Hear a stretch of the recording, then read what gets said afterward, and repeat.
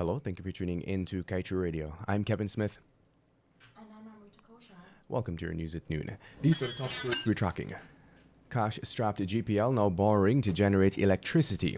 CEO says no pay hike for workers and likely increase in customers' bill in new year. U.S. government calls on Guyana to stamp out corruption, says private sector actors must also answer for any role in corrupt practices. Major oil companies showing interest in Guyana's only unlicensed deepwater block.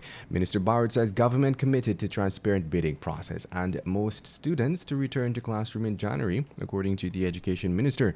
Get the full details of these stories and more after the break.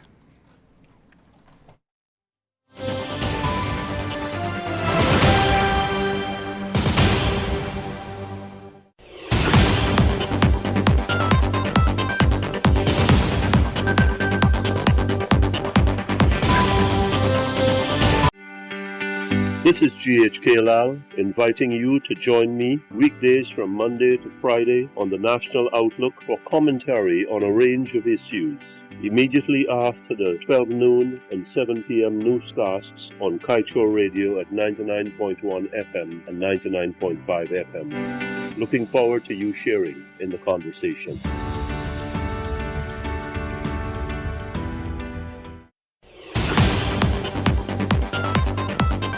And now for the news in detail.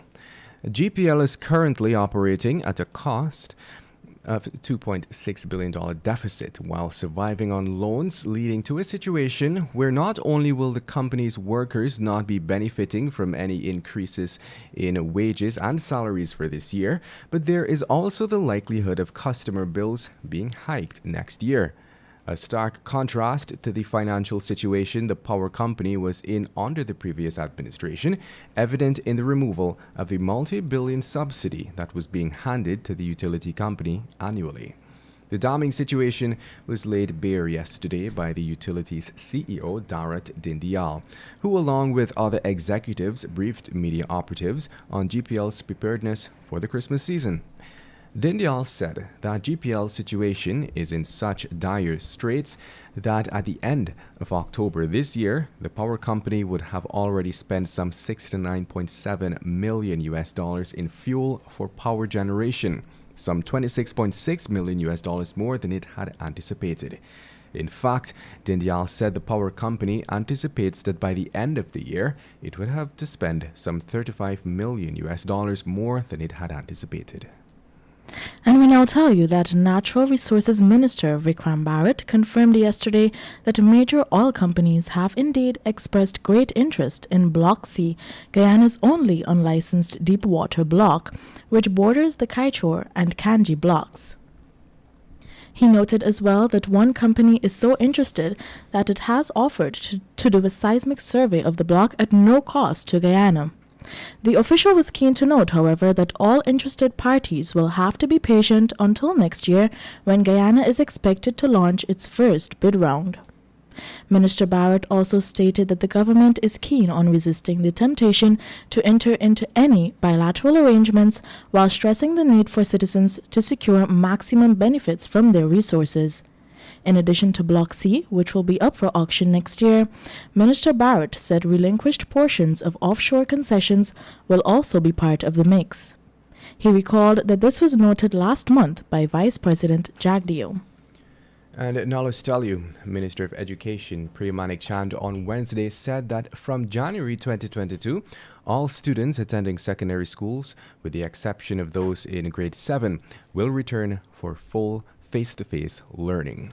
The minister made the announcement at an event in Region 3 at the West Demerara Secondary School. She was at the time encouraging students to get vaccinated when she noted that the Ministry of Education will be opening schools fully to grades 8, 9, 10, 11, and 12 students from January next year. At the ceremony yesterday, the minister said we can no longer continue with the level of distancing because this thing where you come in one day a week is not working. She explained that with the current plan in place for students, they would not be able to complete the curriculum in time for their examinations. The gas-to-shore project in its current design will further impact the fisheries sector negatively, which is already suffering from a decline in catch, civil society observer John Palmer has said. Palmer, a forester who works on quality assurance schemes and audits in the United States, shared his views on the proposed gas-to-shore project during a Murray House Trust virtual meeting that looked at the possible risks and benefits of the project last Saturday. Palmer said that based on the plans he has seen, the pipelines to transport the gas will not be laid with any foundations, which can cause potential harm to marine species.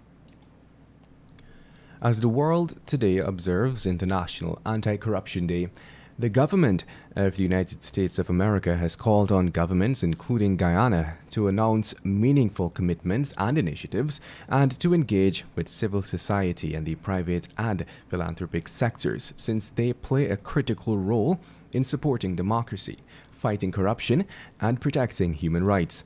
The sentiments were espoused in a statement by the U.S. Ambassador to Guyana, Sarah Ann Lynch. According to the U.S. Ambassador, governments and institutions around the globe cannot allow corruption to flourish.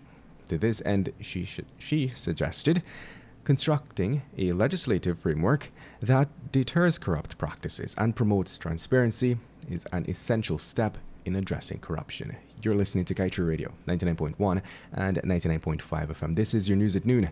We will return after the break.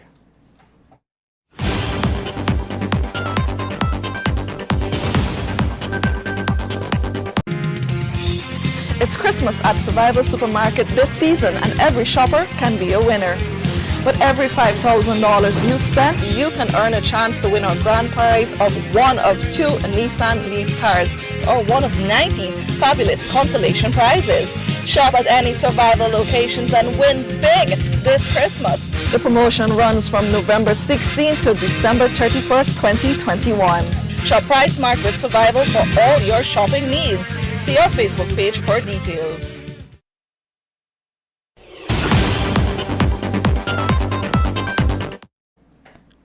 My name is Amrita Koshal, and we now return with your main newscast in detail. There is a high chance for wetter than usual conditions across all administrative regions for the period December 2021 to January 2022 and possibly into early February 2022, the local Hydromet service said on Wednesday. Regions 8, 9, 10, and the southern region will experience the least amounts of rainfall during this period, the office said, adding that rainfall amounts and frequency are expected to increase as the season progresses. According to the Hydromet office, as the season progresses, water levels in conservancies, reservoirs, and inland rivers in regions 1 to 6, 7, and 10 are expected to reach maximum capacity. Flooding in regions 1 to 5, 7, 10, northern 6, and 8 as a result of persistent rain is of concern during the forecast period. And now let's tell you, President of the Caribbean Development Bank, Dr. Jean Leon, is urging regional governments to institute strong accountability and compliance mechanisms to ensure that corruption does not limit access to climate finance from multilateral and private sources in light of the Caribbean's extreme vulnerability to the effects of climate change. Dr. Leon said, as this is the case with small island developing states, the need for climate finance and favorable access conditions is a matter of life and death for Caribbean countries. However, the sizable financing required to address infrastructural and economic vulnerabilities and to recover from shocks may also present opportunities for corruption. At all costs, access to affordable climate financing must be protected from maladministration and corruption. The CDB president emphasized that the issue was of specific concern to the bank, which is spearheading initiatives to secure affordable climate finance for its borrowing member countries. And we now tell you that Justice Priya Sunarayan Bihari, in refusing an application by former Attorney General Basil Williams, SC, for her to rescue herself from a libel case filed against him by the current AG, Anil Nanla ruled that there is no likelihood of bias on her part. Williams's application has its origin in a libel suit filed against him on April 4th, 2017 by Nandlal SC, who sought damages for slanderous statements which he alleged Williams made about him and the theft of law books at a press conference. In response to the lawsuit, Williams had always denied the libel action, and in his defense contended that at the time he made the statements, he was speaking in his capacity as Attorney General, the custodian of state assets, and had a duty to give transparent answers. And moving on, the Ministry of Education has now expanded the CAPE program to the West Demerara Secondary School in Region 3. The school on Wednesday became the first in the region to offer CAPE subjects to students in Region 3. In October, it was noted by the Education Minister that about 7 more schools across the country will be added to the list of institutions that offer the CAPE subjects. Just last week, the ministry commissioned the first CAPE school in Region 2 at the Anna Regina Secondary School. And now time for your COVID-19 update. 18 persons are patients in the COVID-19 intensive care unit as Guyana continues to struggle to contain the virus here. According to its daily COVID-19 dashboard, the Ministry of Health reported 72 new cases, taking the total number of confirmed cases to 38,333. Out of that number, 20,264 persons are women, while 18,069 are men. And just before we come to the end of today's news at noon, let's head over to the page 7 of the Kaieteur News. 7% is a slap in the face. 7% is a stab in the ribs. 7% is not even worth looking upon. 7% has to be a sick joke in an oil-producing nation. And with that, we've come to the end of today's News at Noon. I'm Kevin Smith. And I'm Amrita Koshal. Thank you for listening.